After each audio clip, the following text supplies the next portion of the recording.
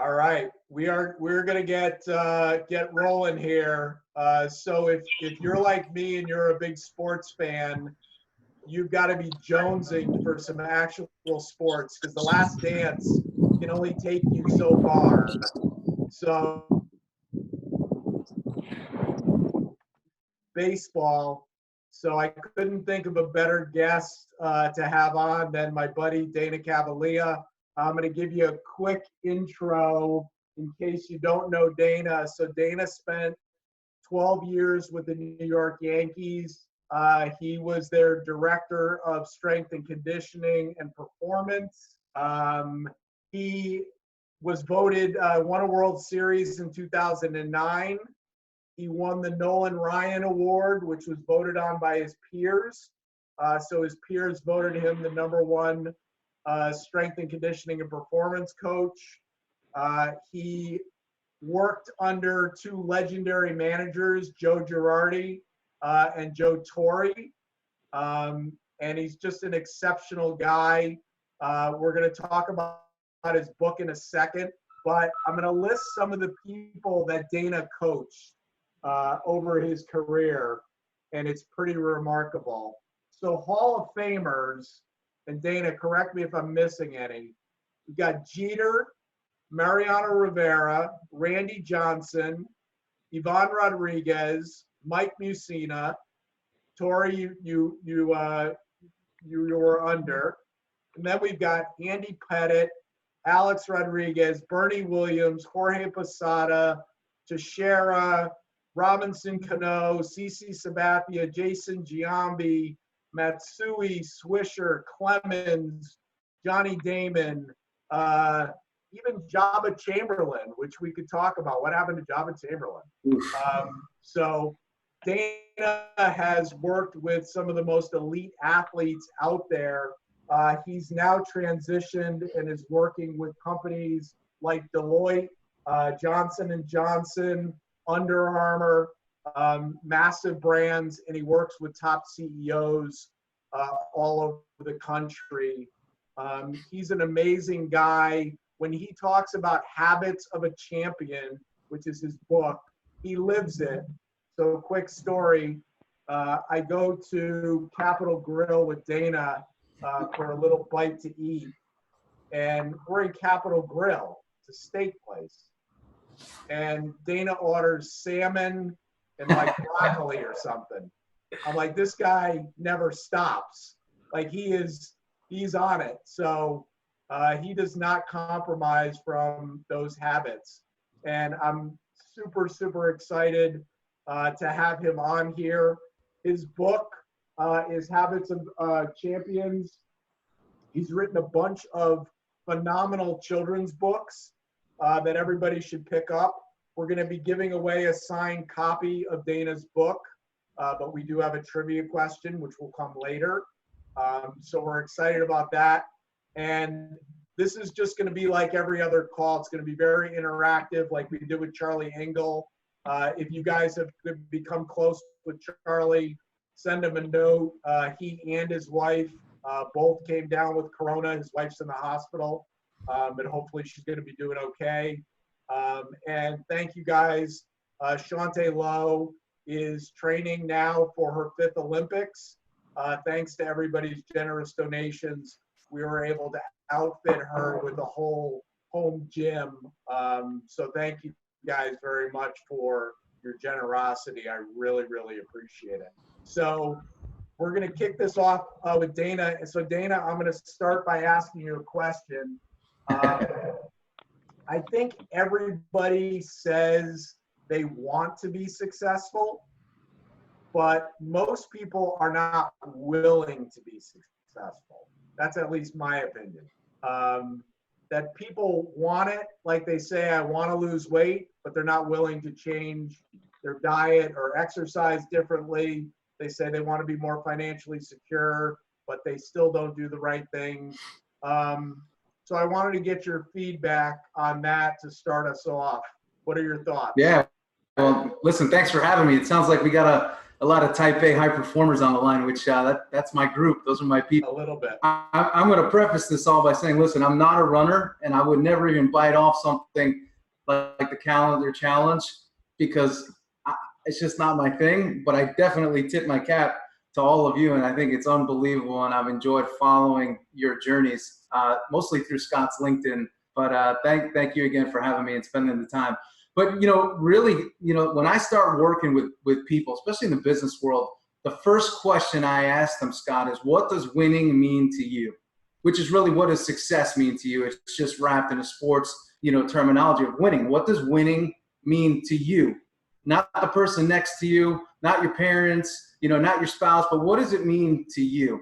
And ultimately, you can't have success until you define that, because all of your actions are going to be determined by that answer. And today it's difficult for many because, listen, there's a lot of pressure on people to succeed. And the biggest pressure that I see is people are trying to succeed like the person next to them, instead of really just owning, hey, this is who I am. This is how much I need to be successful financially. These are the terms in which I'm willing to, play under in order to achieve success.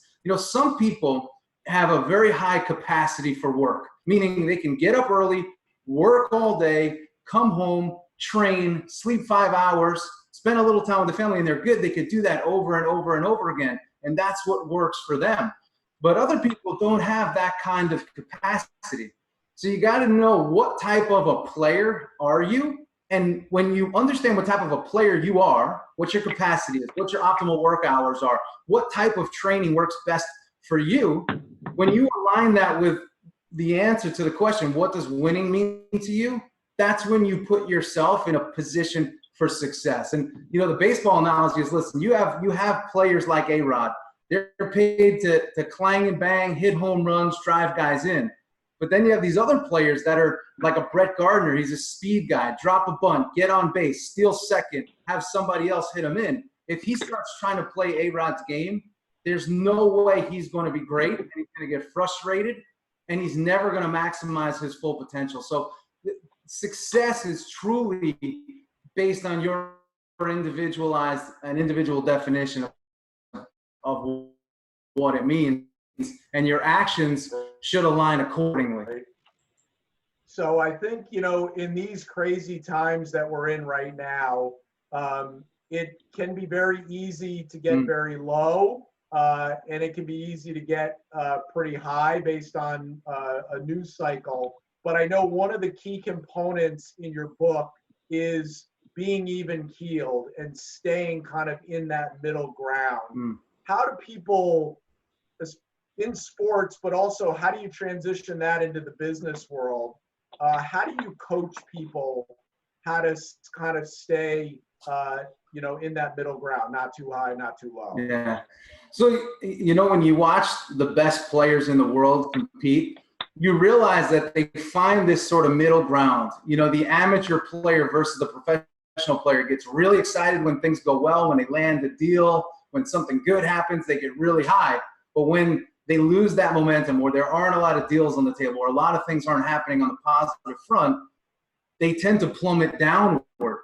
So that up and that down, there's an energy expenditure that goes with it. There's an emotional tax that you have to pay for that elevation and that drop. So what we work with, with our players, with our people that we work with, is finding that middle line. What is the middle line? That doesn't mean you don't get excited, and it doesn't mean that you don't have times when you're down. But your goal is always trying to get back to middle, which is your new baseline.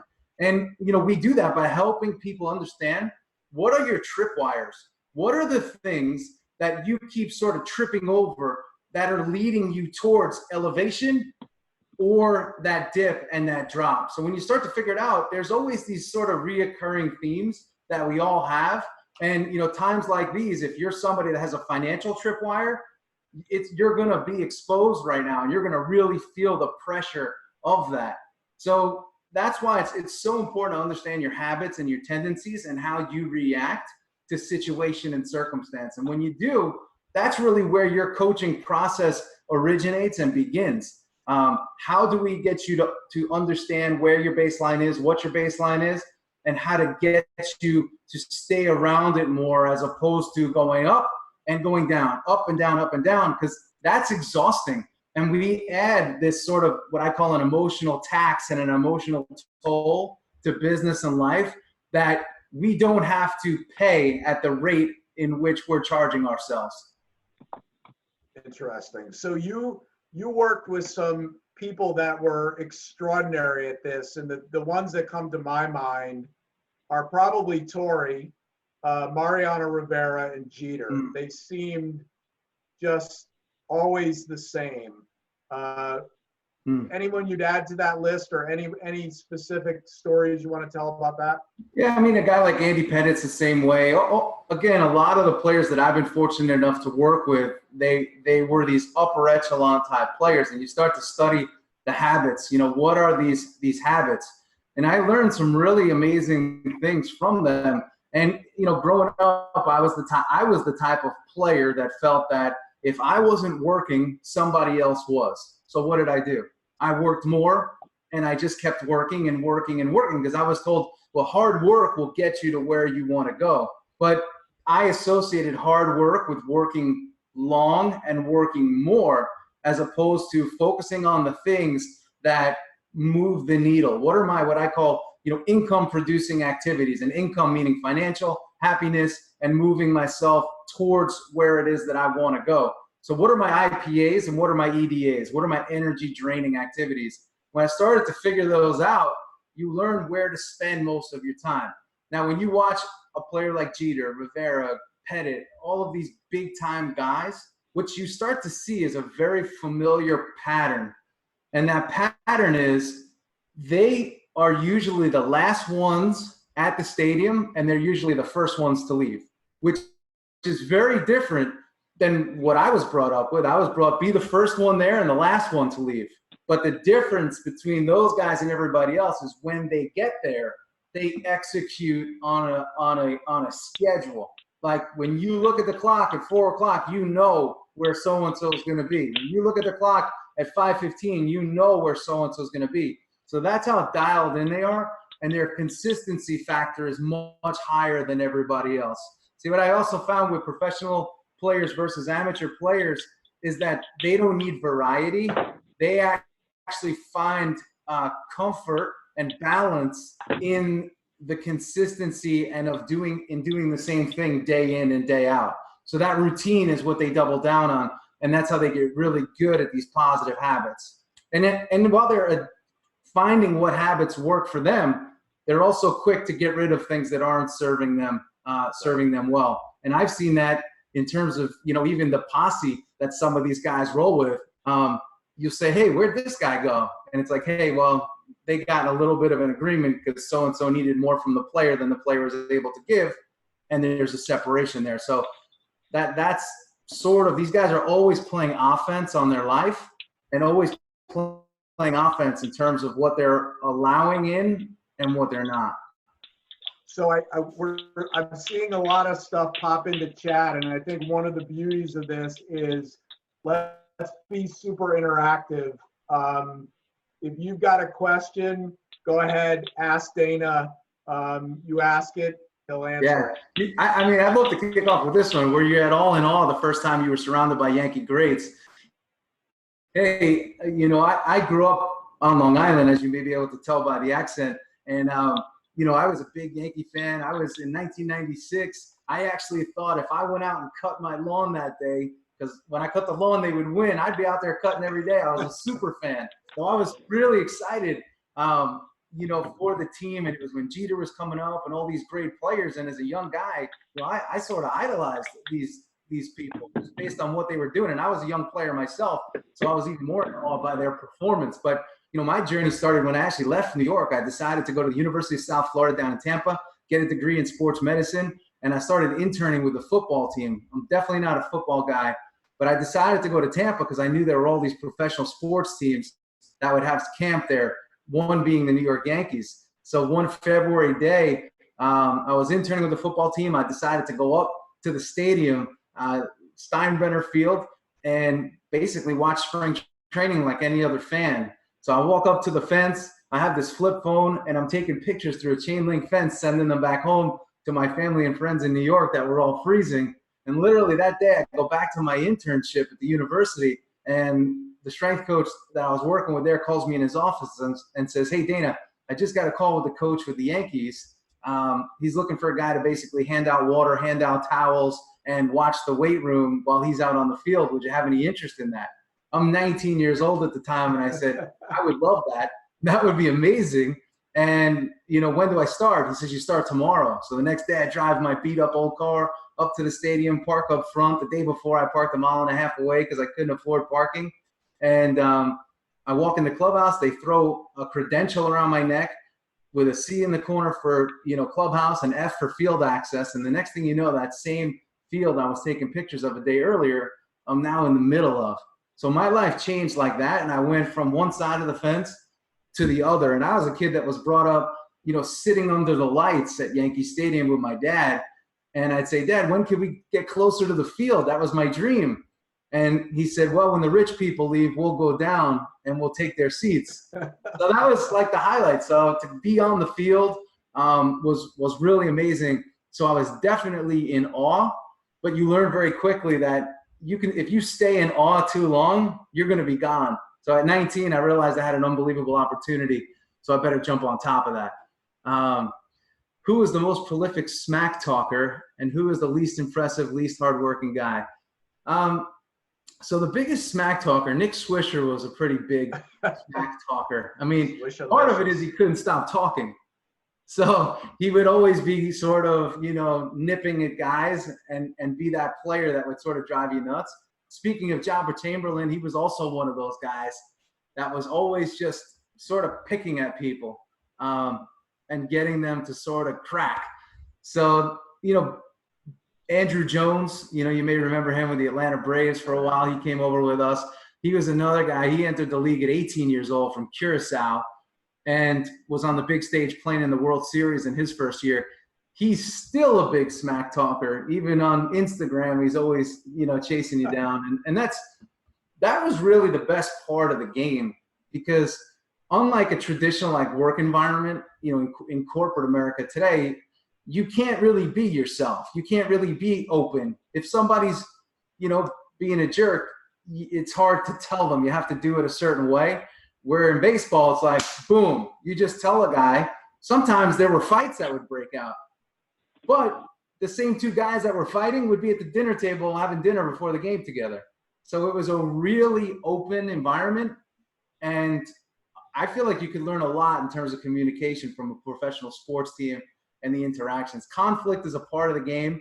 The first coach I ever worked under, strength coach, said teams come together when they get in a fight with the other team. And in 2009, Jorge Posada, we were playing the Toronto Blue Jays in September, and he had a ball thrown at him. And as he was coming around third, he made sure to hit the pitcher that threw at him. Bench is clear. We go on to win the World Series that year. So it kind of validated that experience. So it was a lot of fun. Dana, when the bench is clear, what did you do? Well, you know, contractually, you're not, as a coach, you're not allowed to get in the middle of it. You're really not allowed to throw any haymakers. You tell Don Zimmer that? Yeah, exactly. You know, he had a little more, his contract was a little bit bigger than mine. So they gave him a little bit more leeway. But ultimately, you know, you're really trying to just protect your guys so they don't do anything stupid, especially when the fights go down in September, because you're going to need them in 4 weeks to help you win a World Series and win some extra money and win some jewelry. So we had to make sure that those guys were safe. Do you think the quarantine is helping us all develop healthier habits because of the new consistency of staying home?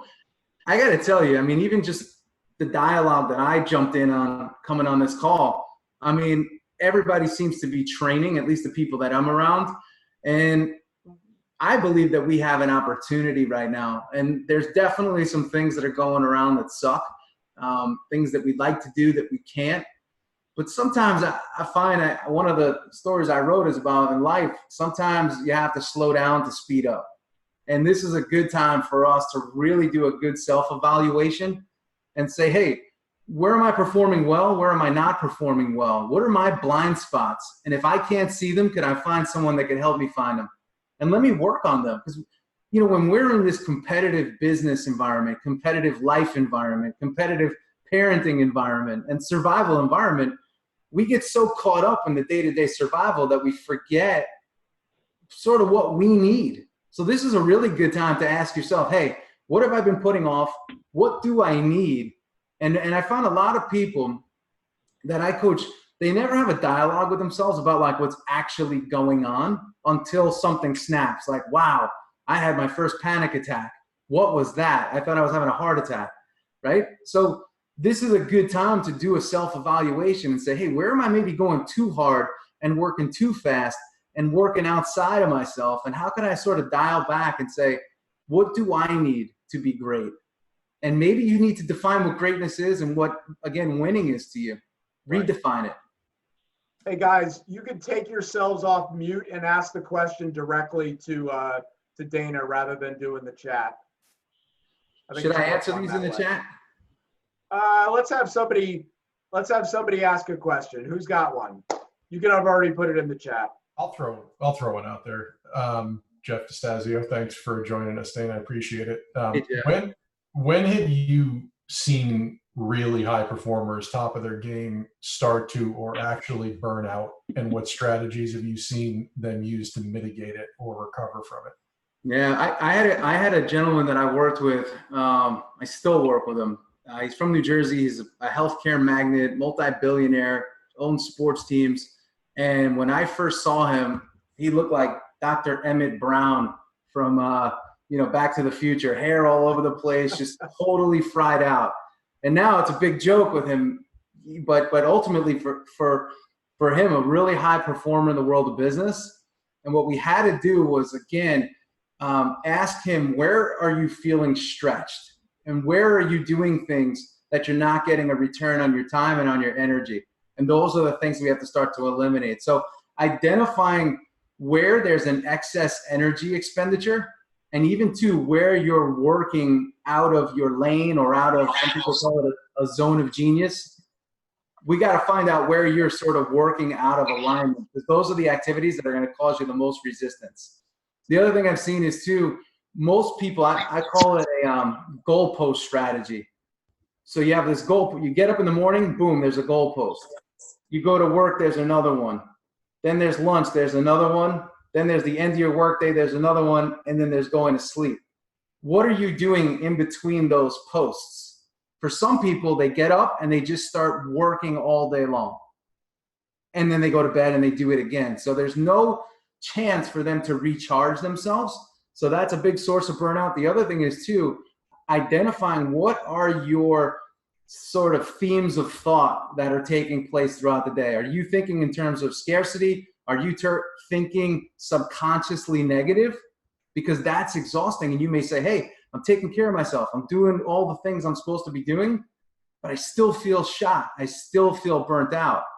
And ultimately, most people don't like to hear this, but you have to pull them back and you have to sort of restructure their day. So there's a lot of resistance up front. And some people that I've worked with say, listen, I'm not willing to do that. I can't do that. It's going to burn me out just even thinking about what I have to do and what you're telling me I can't do. So I'm not doing it. And ultimately they come around maybe 6 months later when they're even more fried. But burnout for the most part is the result of three things: taking on too much, scheduling, and your subconscious thought process. And most type A high horsepower people, they're obsessive. So you have to balance that obsession unchanneled, and sort of, it can spin you out of control. And some people say, well, that's what makes me great. So it may be part of what makes you great, but chances are it's only a part of it. Great question, Jeff. Who's next? Hey, Dana, this is Sean Corrigan. Hi, Sean. Have a question. You work with a lot of amazing athletes and other people. What differentiates the good from the great from the GOATs? Well, the self-belief. And also when you take, they actually believe in themselves. There's no sort of what I call false hustle or like peacocking, where you just sort of standing tall, but you really don't believe in yourself. The best of the best, the GOATs, if you will, what I found is they have a deep belief in themselves, and they're not looking for your applause to validate it. They don't even care about your applause. They're doing it for reasons that are within them, and there's no need for external validation. Like, you know, there's a lot of talk in management today, how you have to tell your people, hey, you're doing a great job, wonderful. You know, what I found is a player like Derek Jeter, that's not what you would do with him at all. You'd never say, hey, Derek, great job, man, and thinking that's going to get you the return, or that's the reason why he's doing really well.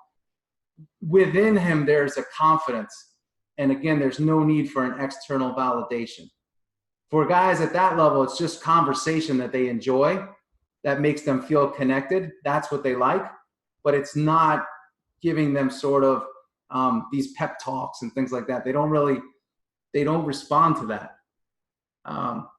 In terms of what makes, I guess, like average players, they're the ones that need they're more externally driven, the average player.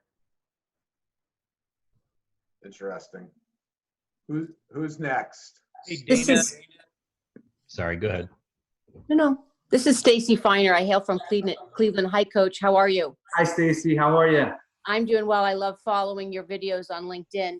Thank you. And I'm so glad to be here. Thanks, everybody, and Scott. I'm curious. I do also coaching. I'm a psychologist, and I work a lot with business leaders. And I'm wondering what you found, how receptive, or how do you earn credibility with elite performers who have performed in an array who've performed in an elite way that perhaps you or the coach hasn't reached that level of performance themselves?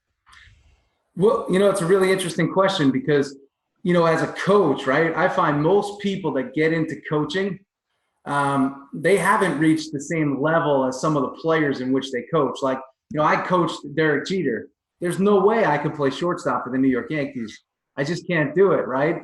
But what a coach has the ability to do that sometimes and oftentimes a high performer doesn't have the ability to do, we could sort of get that 40,000 foot view on them and sort of help them identify their blind spots. And the one thing when you're the higher their performer, I always say it's oftentimes the less coaching you have to do, but when you do coach the high performer, it's usually this point of impact. You're like a sniper. You see that one thing that they need to work on, and your job is to help them activate the genius that's already within them. And when you can do that, either giving them a perspective, giving them a shift, talking through an idea that they have, letting them talk through a situation with you, that's how you become a great coach. See, so many coaches out there, they think that their job is to just provide solutions. But when you work with really smart, successful, and talented people, it's not really your job to give them a solution. It's to almost help them unwind and untangle their thoughts, which are going to lead them to these sort of, moments of brilliance, which is really the reason why they are where they are oftentimes. So I find too, a lot of coaches, they get in the position of feeling, well, I'm not as good as this person, so how can I help them? And again, remember, your job is not to give them answers, and it's not to give them solutions. It's to almost help them activate that within themselves. That's great. That was beautiful. Thanks, Coach. Thank you. Who's next? Dana, good to see you again. Glad you're well. Hey, good to see you too. Yeah, it's a pleasure. And Scott, thanks for setting this up. So Dana, mindfulness and meditation. Have you seen athletes take advantage of it? If you have, what's been the impact? Yeah. So, you know what's really interesting? When I began my career in sports, there was not even a discussion of meditation. In all of my years, I had never seen a player meditate. The closest I saw a player get to meditation, believe it or not, was a player by the name of Raul Ibanez, who would sit in the back corner of our training room, and before a game would lay down for about 15, 20 minutes and just rest. That was probably the closest. And then, later in players' careers, they started going more towards yoga. That was, again, probably about as, mindful as they were. And I say this because here's what I saw. You're dealing with these supercharged, testosterone-driven, thoroughbred horses. Going from that state of engagement to literally laying down and being, the gap is huge. So what I would encourage guys to do is say, hey, if I can't get you all the way to this side of the continuum or this side, which is where meditation is, and here's where your natural state is, what are some things that we can do to get you closer? So something that I instituted with players was teaching them about breathing. Yes. Getting them after games, because you're so jacked up and so excited, be like after you land a big deal, or when your body gets a little bit charged, get them in a bathtub with bath salts. And I always tell people, picture this: CC Sabathia, 6'6", 300 pounds, hanging out of a bathtub with bath salts, and he'd come in and say, hey coach, you're crazy, but last night I lit a candle and did it. So mindfulness is much more important today. And I say today because don't forget, when a lot of the players that we're talking about, the names that Scott mentioned, when they first started, we didn't have Instagram. We didn't have LinkedIn. There was no real social magnetism going on. Players used the phone to make a phone call. And the phones early on, they weren't even texting. So players were not as engaged as everybody else is now. So now mindfulness and that sort of daily practice becomes that much more important. And for people out there that are thinking about mindfulness in different ways, meditation, how do I do it? I've never done it. It's a little woo-woo for me. I worked with an author. Some of you guys may know him, John Gordon. He's a friend of mine. And he would tell me, listen, when I get off stage, I'm so charged up that I can't gather. And I'd say, listen, as soon as you go off the stage, go up to your hotel room, turn the temperature of the room down low, and I want you to lay, before you do anything, lay on the floor for 20 minutes. Just lay there. And that was helped to rebalance them. So meditation could be done in many different ways, but I do see the value in it. And I think it's an asset if you can commit to doing it. Thanks, Dana. You got it, Ron. Who's up? Can I actually just do a little follow-up to that? What about gratitude? Gratitude and humility, and kind of keeping people's egos in check to be able to take in some of the content that you're offering them. Yeah. So it's again another interesting conversation, and I find a lot of questions and conversations that are sparking today. There's a lot of thought leaders out there that are sort of presenting a lot of these tools and strategies. Like I was listening to something by Sylvester Stallone yesterday, and somebody asked him a question and said, "Hey, Sly, you're 73 years old. What motivates you to keep writing? What motivates you to get on the screen?" And he looked right at the screen and he says, ego keeps me going. And what I tell people is this: ego is not a bad thing. Ego can be a part of your edge. It could be a part of your confidence. It becomes a problem when you're an asshole with an ego. That's the problem, right? So you could have ego, you could have swag, you could have confidence. Those are the baseline ingredients to being really successful at whatever it is you do. If you're an artist, if you run a company, if you're an entrepreneur, whatever it may be. What happens is when you take ego and you combine that with greed, there's definitely much more of a need for you to infuse gratitude into your life. Because at that point, you're just all about consumption and acquisition, and I'll sacrifice anybody in my way. That's where I do believe you need to have a little bit more of a practice in saying, hey, when you do something well, high performers out there, give yourself an applause and give yourself some kudos for what you did, right?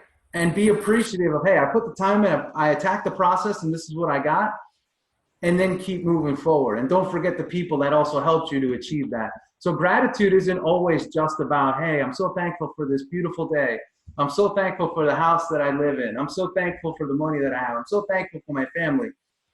But gratitude is part of it. Is, hey, don't forget the people that helped you be great. I mean, I hope that, I know it's a little roundabout, but No, that This was is great. this is Thank you. this is Stacy again. I'm sorry to but what we're talking about with ego, you know, I was a student, well, I didn't know him, but I was a student through his writing of Freud, and Freud was the one who coined Sigmund Freud, ego, superego, and id. And I love the way you're talking about this, Coach, because the ego is a healthy part of the three-circle model of our identity and our personality. And what you were describing is narcissism, which, you know, yeah. that's a dysfunction. So I'm so proud of you. I love what you're saying, Coach. That was a great question, Ann. Thank you. And you know, and this is something that you may hear it in my tone. Like I'm all about winning, and I'm all about helping people win. My whole thing is like, I want you to see yourself as a champion. And the one thing that gets me nervous is a lot of what I see on social media, a lot of what I see under like influencers, they're pushing what I think is an agenda of sort of softening you. And I want you to be strong, and I want you to be tough, and I want you to believe in yourself. And I don't want you to sort of say, well, I want to suppress this part of me because, you know, and I want your full self to sort of come alive, and I want you to go after it. That's the biggest thing. And I want you to embrace who you are and not be afraid. Love it. Who's up? This is great. Thank you. Thank Hey, you. Dave, I have a question. This is Jack McGuigan. Hey, how are you? Good. How are you? Sort of switching gears a little bit. How and when do you see the baseball season starting up this year? Well, I'm going to tell you this. The guys have been down now for a while, and the one thing you can't go off of is, you know, again, the videos that you see of like a Aroldis Chapman throwing in his backyard, throwing bullpens. That's like the 10% of players that are doing that, and 90% are probably just doing the bare minimum or not doing much at all. So what you're going to run into is, even if we pick a start date of July 1st, you're going to have a mini spring training to get these guys ready. And, you know, part of that is the organizations are going to have to protect their assets. You know, you have these payrolls of $300 million. You have $300 million in human capital that you sort of have to protect against themselves. So whatever the start date is, I do think there will be baseball, but I believe that there's going to have to be a preparatory period. I know there will be. So let's hope sooner than later. Who's next? Hey, Coach. I got a question. Mike Barron. It's a pleasure to talk with you. Thanks for coming on. Hi, Mike. I had thrown the comment about being in awe, which you addressed early on. And what my question is, it takes me back to being a kid. So kind of parallel. I'm a kid from American Nassau County. And so then I migrated down to Florida and went to school in Florida. But as a young kid, I told Scott this story last week. My dad, we didn't have money to go sit in prime seats at Yankee Stadium, but I became a Yankee fan as a kid because I was in awe when I was 6, 7 years old, sitting 30 rows up, even with the first base bag. My dad's client gave him 4 seats. And it was a Sunday at the old stadium, and Catfish was on the mound, and Reggie hit 2 homers, and it was family day. So you're like touching the bus out in center field, and it was unbelievable. So just for all those Yankee haters out there are Yankee fans that really just love the game and fell in love with the Yankees long before free agency. All right, just putting that out there. But I made the comment about awe because I played baseball, but I was a competitive basketball player. And so I played ball with several dozen guys that have all played in the pros, but I was never in awe of them. I wasn't as good as them, but I was never in awe. So what I'm curious about is, how do you talk to the Derek Jeters? How do you coach them? Okay, the Marianos, guys that I view as good guys. They're respected even if people don't like the Yankees because they were clean. They weren't on the police blotter. How do you talk with them, make them better people? Where do they find the empathy to come to you and appreciate that you're trying to do what's best for them? I call it the silent nudge. How do you nudge somebody who makes a ton more money than you do? How do you nudge somebody that needs the help, but some people are not open to it? How do you do that and help them understand you're not in awe of them at all. You're just trying to help them perfect their craft because they're good at what they do. You want to make them great. How do you do that in the roles you've played? Yeah, it was a good question. So when I said, for me, being in awe was sort of that crossing over moment. That was really cool for me when I first started. But like I said, very quickly, I realized I had an opportunity. And if you're in awe too long, that opportunity is going to blow right by you. So what I did was this, when I first started, in terms of qualifications, I didn't know anything, but I did know one thing. I knew that if you get to know somebody, you got a really good chance at getting to help them. You get to help them if the better you know them. So my first, point of entry with these players was literally having nothing to sell them and nothing to push on them. It was simply, hey, I'm Dana, nice to meet you. Hey, and then come in tomorrow. And the consistency, I believe, of my actions and my behavior is what gave me the opportunity to go further with them. And I remember it clear as day. When I first started, all I did was when they walked in, I gave them their towel and I gave them a water and I said hello. That was it for literally 2 weeks. And then there was a player by the name of Jorge Posada that started to talk to me.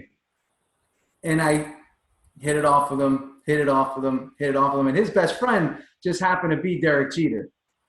So once I became friends with Jorge and we'd go to lunch, Jorge and I, and then it would be, hey, Dana, Derek and I are going to be going to this place. I want to say it's called Donatello's in Tampa. Do you want to come? And I said, yeah, that would be great. So it started to just sort of evolve. And then it became, hey, we're going to go to the movies afterwards.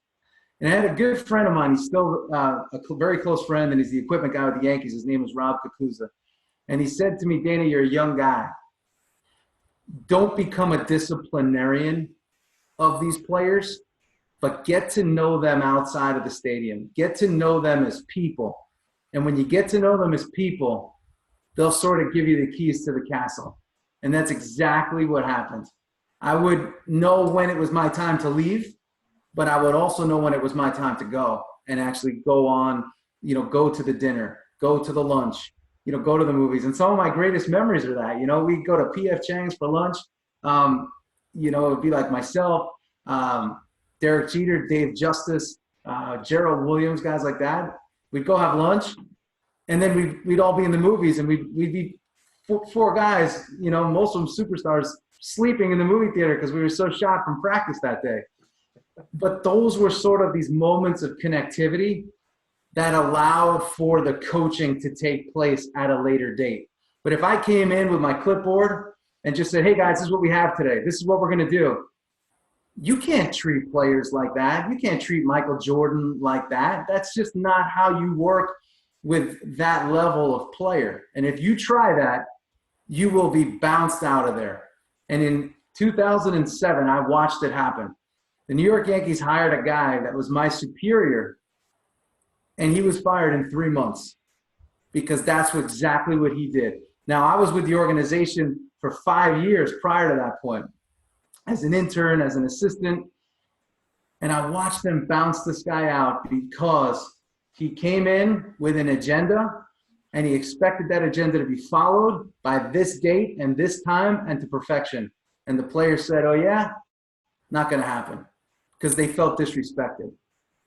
And that's sort of how I did it. When you're a leader, sometimes even if you feel the pressure of a timeline, you can't put the pressure on yourself to sort of build a genuine relationship with somebody. And until you have that, you can't get the most out of players or people. I hope that answers the question. Great. Yeah, no, that's fantastic. Hey, thanks, Coach. Hey, Thank you. Hey, Dana. Hey, how are you? Jason Eckhart, how are you? Hi, Jason. Hey, quick question for you. So in regards to, you mentioned self-belief being a big differentiator, or the biggest arguably for the GOATs. So with, us that have children, and I'm not actually sure about yourself, so maybe that's a trivia question later that I'm blowing for Scott. But so, just talking about knowing these guys as you did and learning from them and knowing all about them, I guess, as parents, of course, we're, supportive, different things of that nature, but what did you learn from those guys, them growing up and having that, utmost self-belief with not needing reassurance of what they learned, I guess, from their parents that we could take, as parents ourselves to implement with our own kids? Yeah, it's interesting because we would actually have those conversations with players about, guys like CeCe, guys like Jeet, how they grew up. And they grew up actually in competitive environments. There were no sort of freebies. There were no handouts. Everything was earned. Whether it was earned in the neighborhood where like a guy like CeCe grew up in a different kind of household versus Jeter. But Jeter's like, hey, my dad would never let me win. He never gave me the points. He never gave it to me. I had to earn it. And that was sort of a theme. A guy like Mariano Rivera, same thing, grew up with nothing, had to earn their way. So there was definitely a gap between the players that grew up spoon-fed and the players that grew up in a competitive environment. And by competitive, I don't mean destructive competitive where, hey, you suck. Like, it was positively competitive. And that's when I've coached a lot of youth athletes through the years, and I always talk to the parents, and I tell them, make your child competitive by having to earn things. Hold them accountable to doing certain things. Hey, you must make your bed. Like, there's a standard in which we do things in this family, and you have to hold up to that standard. So, but the common theme was there was a competitiveness. Right. Yeah. Hi, Coach. This is Quinn Early. How are you? Good, thank you. Good. So I played in the NFL for a long time. I played for 12 years in the NFL, and I wanted to just share with everyone really quick my experience and then have you elaborate on it. But what I did was, when I was 8 years old, I told my mom I was going to play in the NFL. And she said to me, that's nice. That's nice, dear. Send me on my way. But what I did was, as I was growing up, I used to cut out pictures from the college football magazines, and I taped them all on the wall to my right. And all of the NFL magazine pictures I taped on the wall to my left. And every night before I went to bed, I would say, I'm going here, and then I'm going here. And, there are other factors, obviously, right? Genetics, size, speed, all that stuff. But what I did was, it was all about self-speak and what I say to myself, right? It's a lot easier to believe the negative stuff, right? Mm-hmm. And when people compliment you or something good happens, you think about it for a second and then you let that go. But the bad stuff sticks with you. But what I have always taught kids that I've coached and my own children is always tell yourself, when I would go out to practice, I would say, I'm going to have the best practice I ever had today. And I would attempt to do that. It didn't always work out, but I always worked that way. And what that did was that instilled in me the ability to work harder, what I felt harder than anybody else. And also what I would say to myself, and I wouldn't tell this to anybody else, so this also goes back to the question of ego, right? So what I would tell myself is, I played wide receiver. If they keep one wide receiver on this team, it's going to be me. That's what I would tell myself. And I would work towards that. And those things kind of helped me to last as long as I did in a very tough sport. Can you elaborate a little bit on that? Yeah, I love what you're saying because it's really saying, hey, I had a vision for myself. And I spoke to myself as if I was achieving that vision, right? But at the same time, you're also using a word over and over again, that's work. I worked. I was working. So like there's a comment, some people say, hey, I'd love to do this. I would like to make it to the NFL. But you said, this is what I'm going to do, and here's the work I'm going to do to achieve that. So you weren't looking for the shortcut, and you weren't just sort of putting lip service out there. You took the action. And I always say, like, just go around your own circle of friends or associates, people that you know, and say, hey, this guy or gal keeps saying the same thing over and over again, but just doesn't take the action. They don't have a willingness to do the work. So I think what separates a lot of people on this line is that they're like Quinn saying, hey, this is what I want to do, and I'm willing to take the steps. I'm willing to endure the friction and the resistance because I know that I'll find a way. And ultimately that level of resourcefulness and self-belief and vision, when you put it all together, you have the chance to do unbelievable things. And Quinn, I believe what you were doing was just, you were challenging your own potential day in and day out through vision, through self-coaching, self-talk, and you had somewhat of a refusal to accept anything less. And now also, you know? Yeah, and also just to follow up on that too, along with that, and in believing the bad and not the good, there are always going to be those people, right, who tell you, you can't do it. You're not going to make it. You're too small. You're not fast enough. You can't catch it. You can't, right? So what I would always do was I would take all of that negative energy and I would use it as fuel to power my rocket to where I was going to go. So that's just also another thing that I think that's the difference between a lot of people who are successful. And again, not just in sports, right, but in life in general, that are successful. They don't believe that. Sometimes believing in yourself is good enough. Yeah. And with that, right, there's going to be a lot of people that sort of doubt your journey. They doubt your ideas. They doubt you. What I always caution people is, listen, use that as fuel, but remember, you're still doing it for you. Don't do it for them just to show them and prove them, because you may end up going in a direction, doing something and building something for somebody else, and you look at the finished product and you say, hey, I don't even like this. I've seen that happen. You become so supercharged, and it happens sometimes when a relationship erodes. One person leaves and says, hey, I'll show this person that they missed out on, look on me being great. They missed out on that. I'll show them. And it's something you got to be really aware of. So whatever you do, whatever you commit to, do it for you, do it for your mission, your vision, your goal, and do it for the people that you can positively influence. And those naysayers or doubters, use it as fuel, but don't just try to prove it to them and make that the sole reason why you do what you do. Can't forget that. All right, I think we've got time for about one more question. Joy. Hey. Yes. Hey, Coach Dana, thank you so much for coming on. And Scott, thank you so much for setting this up. Two quick questions. And the first one you can answer quickly and then move on to a second one. I'm just curious if you guys implemented at any point the brain training with the neurofeedback, the biofeedback, to help them perform their best under pressure and under stress. I'm taking part in that myself, so I'm just curious. I know a lot of sports teams do it. I didn't know if you guys did.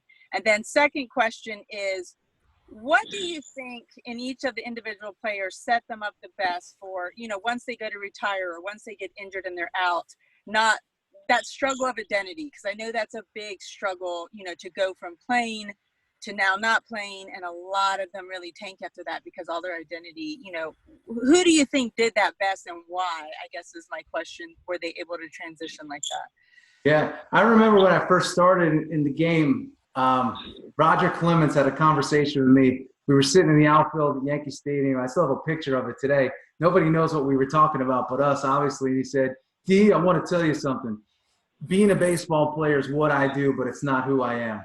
He goes, and I remind myself of that every single day. And players that believe that and realize that are the ones that go on and actually do some really great things. And those that still see themselves as a baseball player 30 years later, 20 years later, they struggle quite a bit.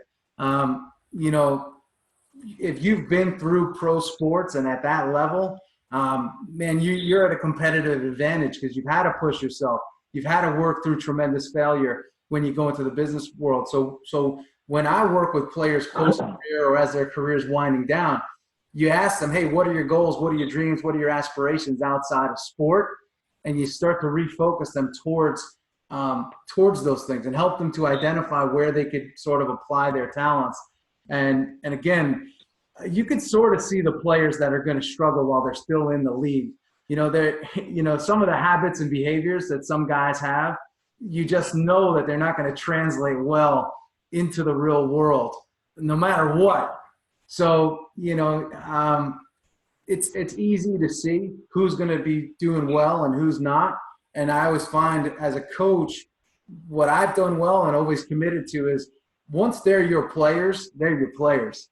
So guys that I worked with 10, 15 years ago, I still have a relationship with on social media, and always let them know, hey, if you need something, I'm here for you. If you got to work through something, let me know. I'm here for you. And that's what I find is the power of coaching and how we could really help these guys transition well and keep them on the right track. To answer the first question, in terms of working their brains, we didn't do too much of that. Sometimes I wondered how big their brains actually were.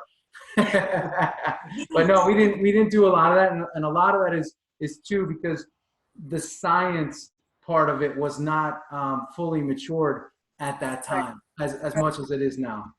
Okay. Thank you so much. Thank you. Awesome. Listen, guys, I've got a trivia question for you, and you will get a signed copy of Dana's book, Awesome Forward, written by Joe Girardi. So this is not going to be an easy one. I don't even think you could Google it. So Dana is married to an absolutely wonderful woman. Her name is Lauren, and she's amazing. So follow her on Instagram. She's a TikTok queen. Hysterical. So Lauren's father, Dana's father-in-law, won an Oscar for what? It could have been for, music, acting, whatever. You're not going to give us her maiden name? We're not. Wow. So what did he win his Oscar for? Best director. What was that? Best director. Nope. What's that? Is this too hard, Dana? Well, I know the answer, so it's not hard for me. That's true. I got it. We'll see the resource. All right, Megan Riley. Makeup. Wow. Yes. All right, here we go. And I'm putting Dana on the spot. Dana will, so Megan and her sister Sarah were on Shark Tank. They own a company called Tippy Toes. They got a deal from Mark Cuban. They're rock stars. They've got great kids. So we've got to give a book, a children's book, to Megan if she gets this right. What movie did he win his Oscar for? Oh, that's a tough one. Poor kids. I guess they won't get the book. I think they'll do it. Let's go with. It's an old movie, older movie. Older movie. Al Pacino was in it. Scarface. No. Lead those way. Godfather is. I don't know. Heat. No, but he worked on Heat. Yeah, so Dana's father-in-law is a legend. You got to check out some of the stuff that he does. So he won his Oscar for Dick Tracy. Tracy. Yeah, back in the day. Back in the day.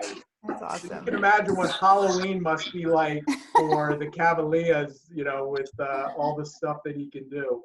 Yeah, it's pretty amazing guy. Say it again, Scott. What's that?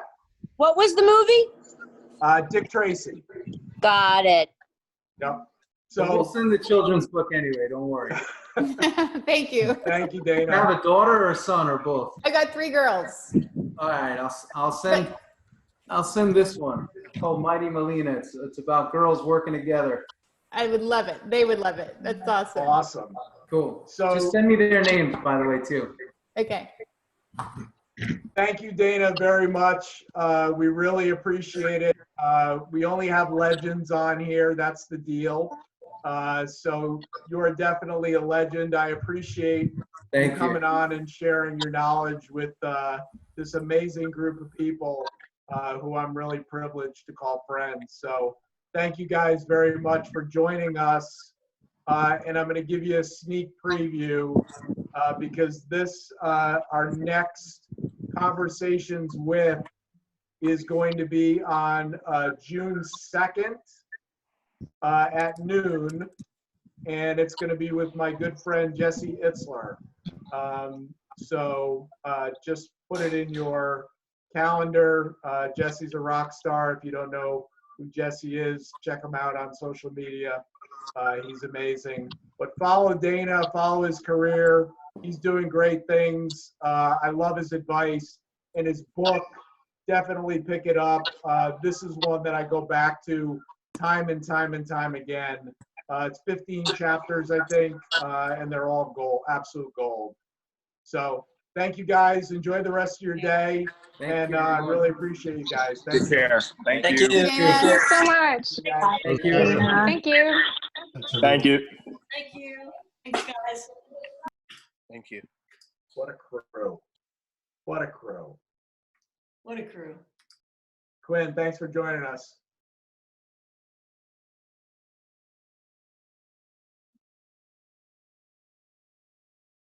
Jason got a question in.